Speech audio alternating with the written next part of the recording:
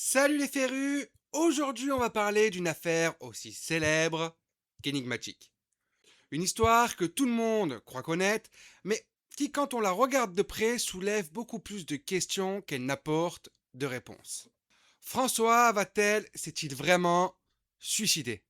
Il y a quelque temps, je vous ai proposé un sondage sur les réseaux de Raconte-moi son histoire. Trois thèmes possibles: génie, conquête ou mystère. Et sans surprise, c'est les mystères que vous avez choisis. Alors j'ai décidé de m'arrêter sur François Vatel.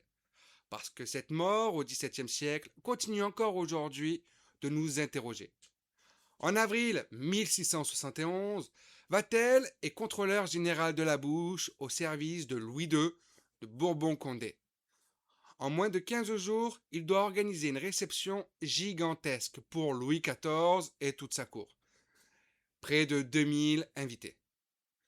Une fête décisive car Condé cherche à se réconcilier avec un roi qu'il n'a longtemps considéré comme un traître. La pression est énorme.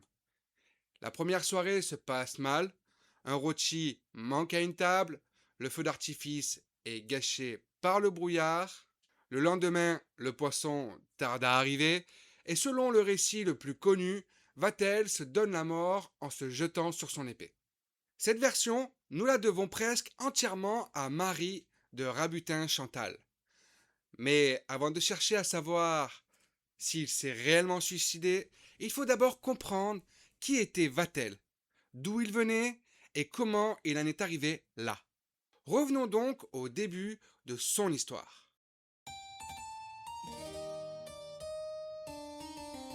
De son vrai nom, Fritz Karl Vatel, celui que l'histoire retiendra sous le nom de François Vatel, né le 17 janvier 1631 à Tournai.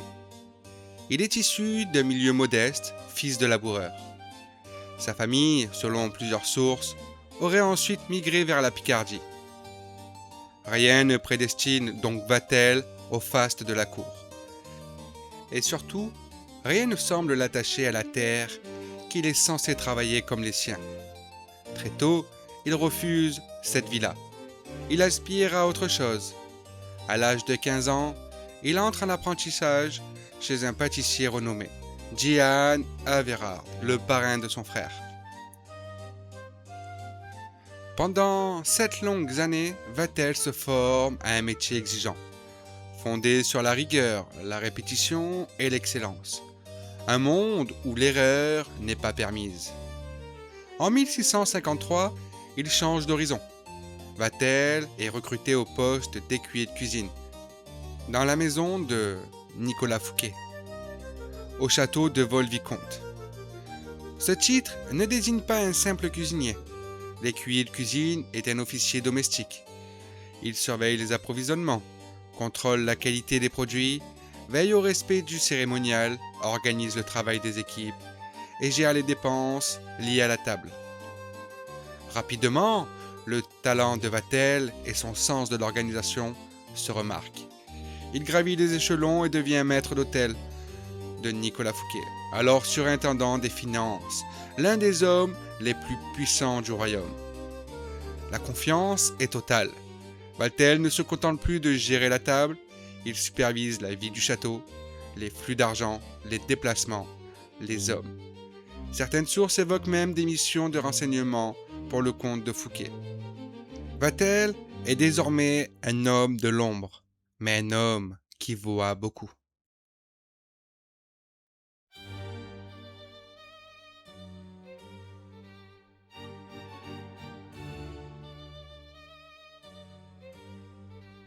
Le 17 août 1661, Nicolas Fouquet invite le jeune roi de 22 ans, Louis XIV, à une fête somptueuse à Vaux-le-Vicomte. Une fête organisée par Vatel, et une fête parfaite. Repas fastueux, spectacle, comédie de Molière, musique de Lully, feu d'artifice de près de 2 heures, une nouveauté coûteuse et spectaculaire. Tous éblouis, tous, sauf le roi. Au cœur de la fête, Louis XIV laisse échapper une phrase que l'histoire retiendra. Il faudra faire rendre gorge à tous ces gens-là. Quelques semaines plus tard, Nicolas Fouquet est arrêté par D'Artagnan. Sa chute est brutale, son monde s'effondre. Et Vatel, une fois encore, survit. C'est cette fête organisée par Vatel qui va coûter très cher à Nicolas Fouquet. Alors bien sûr, les raisons sont aussi politiques, financières et beaucoup plus complexes. Mais retenez une chose, Louis XIV n'oublie pas. Et quand il parle de tous ces gens-là, il ne parle pas uniquement de Fouquet. Il parle aussi de ceux qui ont rendu cette splendeur possible. Parmi eux, il y a peut-être Vatel. Après l'arrestation de Fouquet, Vatel prend le chemin de l'exil et il disparaît pendant un temps. Et c'est là que commence une autre partie de son histoire.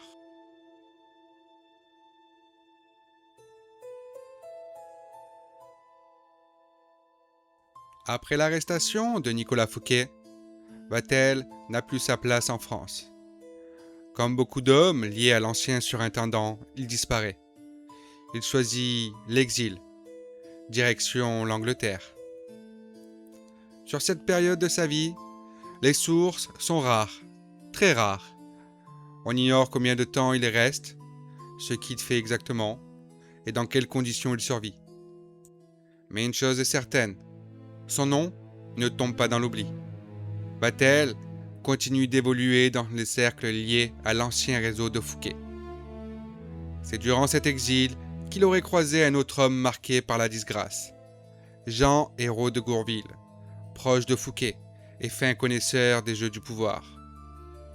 Les circonstances précises de leur rencontre restent floues, mais leurs trajectoires se rejoignent. Ensemble, ils prennent la route des Pays-Bas espagnols, où se trouve alors un personnage central de l'histoire française, Louis II de Bourbon-Condé, plus connu sous le nom de Grand Condé.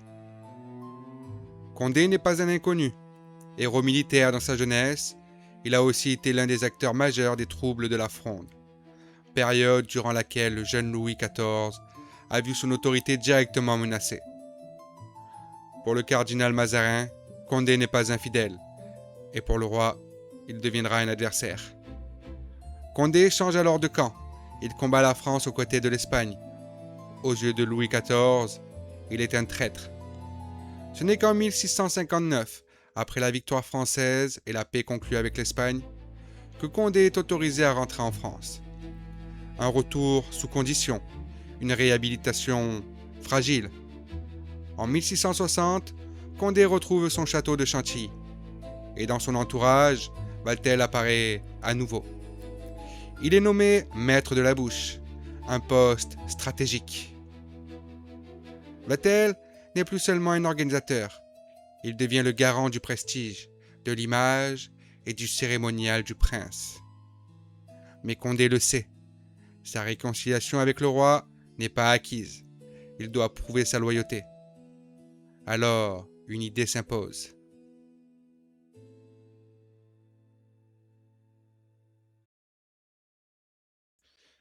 Organiser une fête grandiose pour accueillir Louis XIV à Chantilly, 10 ans après la fête de Fouquet. Et une question demeure. Qui va être chargé de préparer cette réception décisive?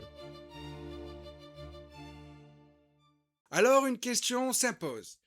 Qui va être chargé de préparer cette fête décisive pour recevoir le roi?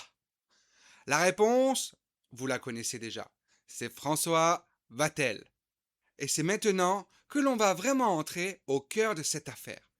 Parce que ce qui va se jouer ici, ce n'est pas seulement une réception, c'est une épreuve, un examen presque un piège. Nous sommes à Chantilly en avril 1671. La fête doit durer 3 jours. 3 jours où rien ne doit être laissé au hasard.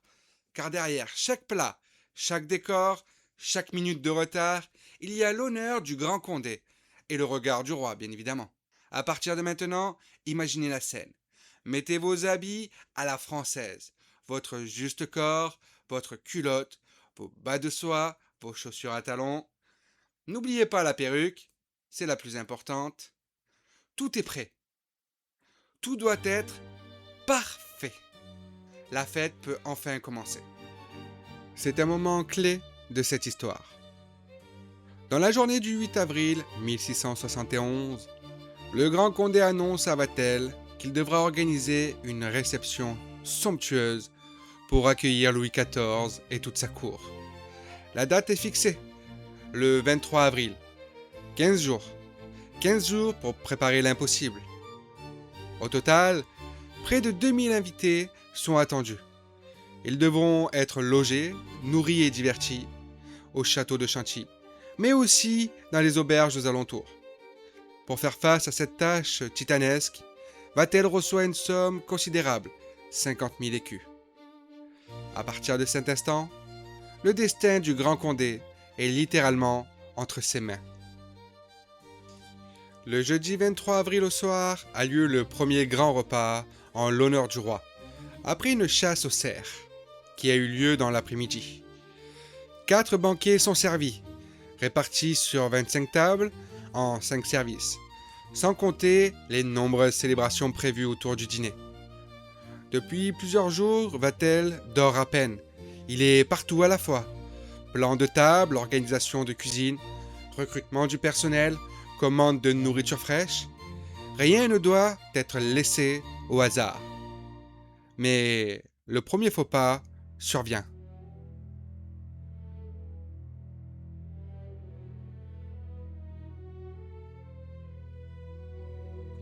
Lors de ce premier repas, la 25e table ne reçoit pas son rôti. Les commandes avaient pourtant été passées. Mais un imprévu survient. Le roi a invité des convives supplémentaires à la dernière minute, sans que Vatel n'en soit averti. Il n'y a pas de rôti pour tout le monde. Ce n'est pas à la table du roi, mais pour un homme comme Vatel, une seule erreur suffit.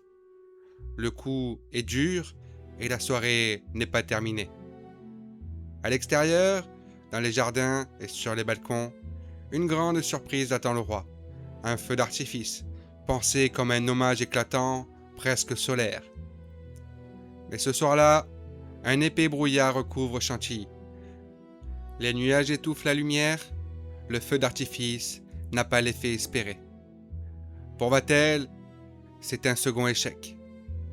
Le Grand Condé, lui, relativise. Il ne tient pas Vatel pour responsable. Après tout, on ne commande ni le temps, ni le caprice du roi. Mais Vatel, lui, encaisse. Vatel ne dort pas. La fête continue, mais pour lui, la nuit est interminable. On rapporte qu'il répète à plusieurs reprises que son honneur a été touché. Pour un homme comme lui, ce n'est pas une formule, c'est une blessure. Il continue de circuler partout, de superviser, de contrôler, de réparer ce qui peut encore l'être. Durant la nuit, Jean Hérault de Gourville passe le voir. Certains diront plus tard qu'il se serait moqué de lui, légèrement. On ne sait pas si ces paroles étaient ironiques, maladroites, ou simplement mal reçues par un homme déjà à bout. Aux alentours de 4 heures du matin, le vendredi 24 avril 1671, une première charrette arrive au château. Elle transporte du poisson. Nous sommes un vendredi, jour maigre, dans une France profondément chrétienne. Le poisson est indispensable. Mais la charrette est bien trop petite pour nourrir l'ensemble des convives. Vatel s'emporte, il demande où est le reste de la marée. On tente de le rassurer, on lui dit d'attendre, que les autres livraisons vont arriver. Vatel se retire alors dans sa chambre, il attend. Les heures passent. Vers 8 heures du matin, le poisson arrive enfin. La marée est complète. Et lorsqu'on va prévenir Vatel, il ne répond pas. Derrière la porte, on découvre son corps. Il gît dans son sang, une épée figée dans la poitrine. Pour Gourville, qui se précipite sur place, il n'y a pas de doute. C'est un suicide. Le corps de Vatel est enterré discrètement. À cette époque, le suicide est considéré comme une mort infamante. On évite le scandale. Louis II de Bourbon-Condé apprend la nouvelle plus tard. Il est profondément affecté. Le roi Louis XIV exprime sa compassion. Les invités se privent de poisson à l'honneur de Vatel. Et la fête, malgré tout, continue. Les directives sont reprises par un autre homme, Jean Hérault de Gourville. Tout ce que nous savons de cette nuit et de la mort de François Vatel repose presque entièrement sur une seule source. Une lettre. Une lettre écrite par Marie de Rabutin Chantal, appelée souvent Madame de Sévigné, qu'elle a écrite pour sa fille. Mais un détail est essentiel. Madame de Sévigny n'était pas à Chantilly. Elle rapporte ce qu'on lui a raconté, ce qu'on lui a écrit. Dans cette lettre, elle explique que Vatel est épuisé, obsédé par son honneur. Il aurait été bouleversé par un rôti manquant à une table secondaire, puis par le retard du poisson le lendemain matin. Convaincu d'être déshonoré, il se serait donné la mort en se jetant sur son épée. Et pourtant, selon ce même récit, le poisson arrive peu après et la fête continue. Alors plusieurs questions se posent. Le suicide à l'épée était-il courant à cette époque?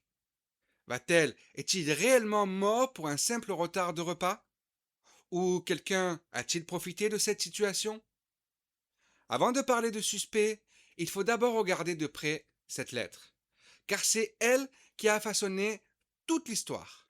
Dans cette lettre, on apprend que Vatel est partout, qu'il est extrêmement épuisé et que malgré les erreurs, Louis II de Bourbon-Condé ne lui en tient pas rigueur. On y voit aussi Jean Hérault de Gourville, son second qui l'aide, le soutient, mais qui à un certain moment se moque de lui. Après l'arrivée de la première charrette de poissons, c'est là que Vatel monte dans sa chambre, selon ce récit, il place son épée contre la porte et se jette dessus à 3 reprises. Les 2 premiers coups n'étant pas mortels, le troisième lui étant fatal. Le décor est posé. Mais il faut rappeler une chose importante.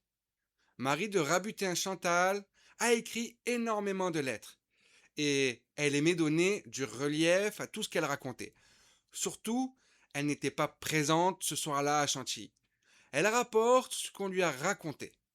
Maintenant, posons-nous la question. Et si Vatel n'avait pas été seul responsable de sa fin? Premier suspect possible, Gourville. Il est le second dans la hiérarchie. Et pourtant, c'est lui qui place Vatel auprès du Grand Condé, à un poste où l'on peut gagner beaucoup d'argent. Deuxième hypothèse, le Grand Condé lui-même. Déçu de cette première soirée, il aurait-il pu faire de Vatel un fusible, le faire enterrer discrètement et se montrer ensuite bouleversé pour toucher le roi sur le plan émotionnel? Troisième hypothèse, Louis XIV. Il n'avait pas apprécié la fête de Fouquet 10 ans plus tôt. Il avait parlé de faire rendre gorge à tous ces gens-là. Vatel était l'un des artisans de ce faste. Le roi pouvait-il encore nourrir une rancune? Enfin, quatrième nom, dernière hypothèse, Antoine Nompart de Caumont. On n'en parle presque jamais, mais Vatel et lui auraient convoité la même femme, servante de la reine. Rien n'est prouvé, mais les zones d'ombre sont là. Une question s'impose alors. Le suicide à l'épée était-il courant à cette époque? La réponse est non. Déjà, au XVIIe siècle, le mot suicide n'existait même pas encore. On parle plutôt de crime contre Dieu. À cette époque, se donner la mort est considéré comme un péché grave, quelque chose d'inacceptable pour un chrétien. Ce n'est ni glorieux ni honorable. Même si certaines personnes se suicident malgré tout, cela n'entre absolument pas dans la notion d'honneur que Vatel prétend défendre. Et c'est là que quelque chose commence à poser problème. Car se jeter sur une épée à plusieurs reprises dans un château rempli de monde, au cœur d'une fête qui ne dort jamais vraiment, cela pose question. Des bruits auraient pu être entendus, des allées et venues remarquées, or rien de tout cela n'apparaît clairement dans le récit. Et surtout, cette version nous vient d'une seule source, la marquise de Sévigny, connue pour son style, pour sa manière de transformer un fait en une histoire marquante. Alors la question reste ouverte. Suicide d'honneur ou récit reconstruit après coup?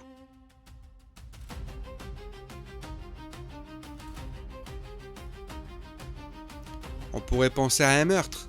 Après tout, Vatel pourrait susciter des convoitises. Il était souvent perçu comme un homme de qualité et d'honneur, intelligent et surtout, il avait gravi les échelons très rapidement, notamment au service de Nicolas Fouquet, l'un des plus grands ennemis de Louis XIV.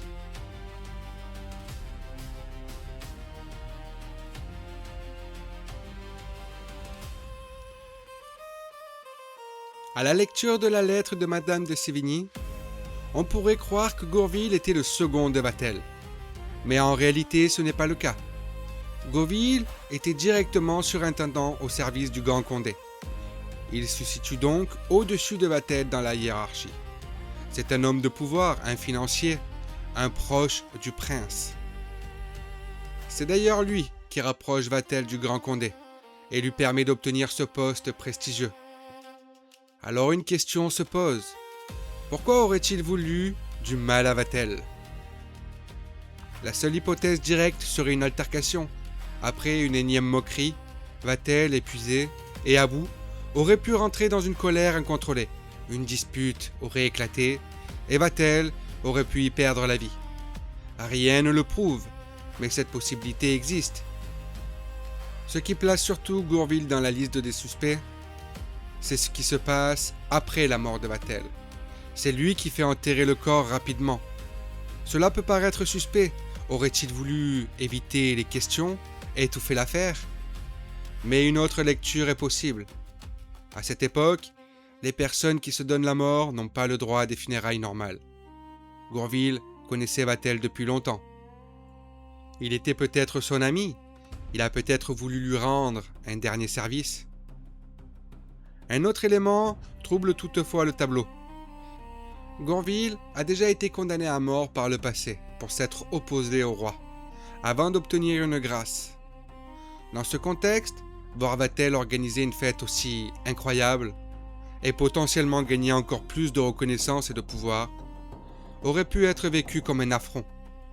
Encore une fois, rien n'est prouvé, mais les zones d'ombre existent. Louis II de Bourbon-Condé, surnommé le Grand Condé. À sa naissance, et sans la venue tardive de Louis XIV, c'est lui qui aurait pu prétendre au trône de France. Toute son éducation est faite dans cette idée. Il est destiné à commander. Lors de la Fronde, le futur Louis XIV n'a que quelques années. Condé joue alors un rôle militaire majeur et contribue à maintenir l'autorité royale face aux troubles. Mais pour le cardinal Mazarin, Condé reste un homme trop puissant, trop indépendant. Très vite, la relation se dégrade. Condé finit par retourner sa veste et prendre les armes contre la France, aux côtés de l'Espagne. Il perd et devient officiellement un traître. Ce n'est qu'en 1659, avec le traité des Pyrénées, que Mazarin l'autorise à rentrer en France. Un retour surveillé, sans véritable réhabilitation. À la mort de Mazarin, Louis XIV prend seul les rênes du royaume. Et cette fois, Condé est définitivement écarté des affaires militaires et politiques. Il n'est plus qu'un prince toléré. Condé se replie alors sur Chantilly. C'est là qu'il s'entoure de Jean Hérault de Gourville et qu'il nomme François Vatel maître de la bouche. En avril 1671, Condé joue gros. La venue du roi n'est pas un hasard. C'est une occasion unique de rentrer définitivement dans ses bonnes grâces. Peut-être même d'obtenir un rôle, une reconnaissance, une place. Or, le début de la fête est imparfait. Le feu d'artifice, extrêmement coûteux, est gâché. Un repas connaît un incident et chaque erreur est une menace directe pour l'image du prince. Dans la lettre de Madame Sévigné, Condé apparaît comme indulgent, il rassure Vatel, il minimise les incidents. Mais Condé est aussi connu pour son caractère colérique et orgueilleux. Alors une hypothèse se pose. Et si derrière cette indulgence affichée, Condé avait vu en Vatel un fusible idéal, un homme sur qui faire porter l'échec, et que son fidèle Gourville pourrait remplacer sans difficulté. Rien ne le prouve, mais dans un contexte où tout se joue sur l'apparence, la question mérite d'être posée. Louis XIV a eu des ennemis, et Nicolas Fouquet en fait partie, probablement le plus important. En 1661, Fouquet organise une fête somptueuse à Vaux-le-Vicomte, une fête préparée en grande partie par François Vatel. Ce soir-là, la richesse de Fouquet éclate au grand jour. Trop de faste, trop de pouvoir, trop d'indépendance. Le roi quitte la fête furieux et il lâche une phrase qui restera célèbre. Il faudra faire rendre gorge à tous ces gens-là. Louis XIV ne termine même pas les festivités. 2 semaines plus tard, Fouquet est arrêté. Dans les jours qui suivent, Vatel disparaît. Il fuit. Pourquoi? Vatel n'est pourtant qu'un employé. D'autres proches de Fouquet ne sont pas inquiétés. André Le Nôtre, le célèbre jardinier, continue sa carrière. Molière devient même un protégé du roi. Alors une question se pose. Pourquoi Vatel, lui, ne reste-t-il pas? Avec son talent d'organisateur, n'aurait-il pas pu être récupéré par le roi, comme tant d'autres? À moins que Vatel n'ait su des choses qu'il valait mieux taire. Rappelons-le, chez Fouquet, Vatel ne gérait pas seulement des repas, il gérait de l'argent, il organisait des déplacements, il aurait même servi d'intermédiaire, voire d'espion. À cette époque, Fouquet se sent menacé. Il échange des lettres, il rêve d'indépendance, il parle même de se constituer une force armée. Et Vatel est au cœur de ce système. Alors Vatel a-t-il fui par simple prudence, ou parce qu'il détenait des secrets qui pouvaient déranger le roi? Certains vont même plus loin. Ils avancent l'idée que Vatel aurait été lié de près ou de loin à l'une des plus grandes énigmes de l'histoire de France, l'homme au masque de fer. Vatel aurait-il un homme trop compromettant pour le roi de France? La question peut sembler excessive, mais elle existe dans certaines hypothèses historiques. Dans un ouvrage consacré aux grandes énigmes de l'histoire de France, on peut lire cette interrogation. N'était-il pas le dépositaire d'un lourd secret, comme le croient certains qui rapprochent le destin de Vatel de celui du célèbre masque de fer? Coupable d'avoir trop bien connu Fouquet? Bien sûr, rien ne permet d'affirmer un lien direct, et il faut rester prudent. D'ailleurs, si Louis XIV avait réellement voulu la mort de Vatel, il aurait probablement pu agir dès son retour en France, et non au cœur d'une fête publique entourée de témoins. Une autre rumeur évoque une rivalité amoureuse. On raconte que Vatel, le roi, et Antoine Nompart de Caumont auraient convoité la même femme. Là encore, rien n'est prouvé. Et dans un tel triangle, le titre de roi place forcément Louis XIV au-dessus des deux autres. Mais toutes ces pistes, même fragiles, posent la même question. Vatel en savait-il trop? Et si oui, pour qui cela pouvait-il être dangereux? Et si la mort de Vatel était liée à l'amour? Après tout, encore aujourd'hui des hommes se battent pour le cœur d'une femme. Pourquoi cela aurait-il été différent au XVIIe siècle? Selon certaines rumeurs, une femme serait au centre de cette histoire, une servante de la reine. Convoitée par 3 hommes, le roi, Vatel et Antoine Nompart de Caumont, alors marquis de Lauzun. Dans cette hypothèse, alors que la soirée bat son plein, Lauzun aurait aperçu cette femme en compagnie de Vatel. Pris de jalousie, il aurait perdu le contrôle et porté plusieurs coups d'épée à Vatel. Cette hypothèse est évidemment fragile. Aucune source directe ne vient la confirmer. Mais elle pose question, car nous savons une chose, Lauzun n'est pas un personnage ordinaire. C'est un homme impulsif, orgueilleux, violent parfois. Il n'hésite pas à manquer de respect au roi, même en public. Ce comportement lui vaudra d'ailleurs des séjours à la Bastille, la célèbre prison parisienne. Nous savons aussi que Lauzun est un homme à femme, un séducteur, un rival potentiel. Alors Vatel se serait-il frotté à lui? Aurait-il, sans le savoir, franchi une ligne dangereuse? Aucune preuve, mais une question de plus dans une affaire déjà bien trouble.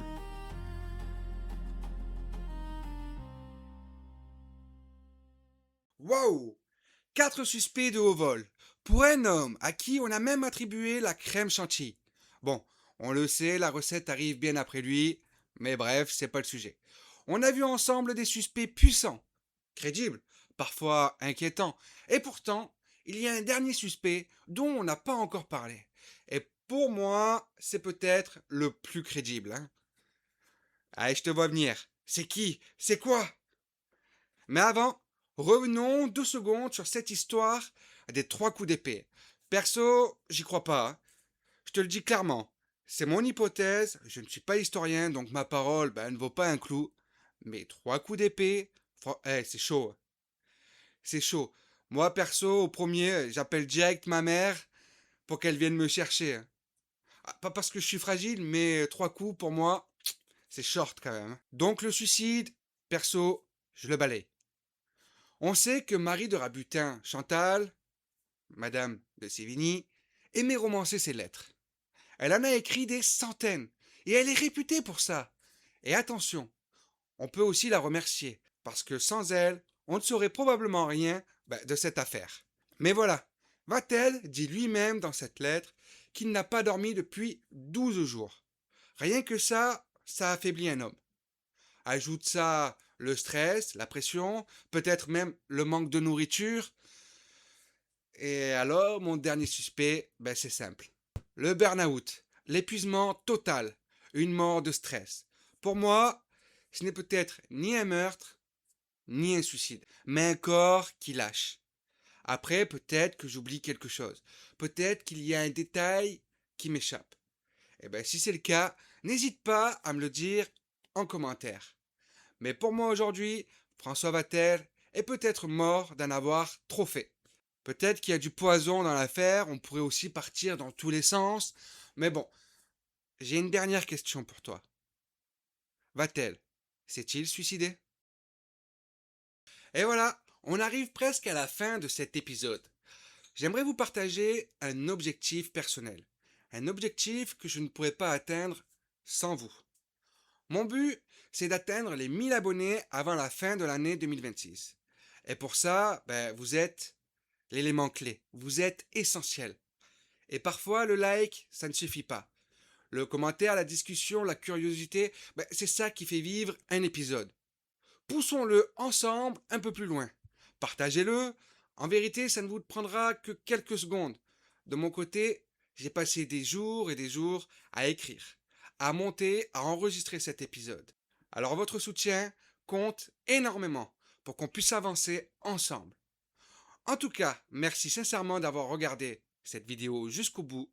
J'espère qu'elle vous a plu. Je vous dis à très vite, c'était Michael et je te dis ciao!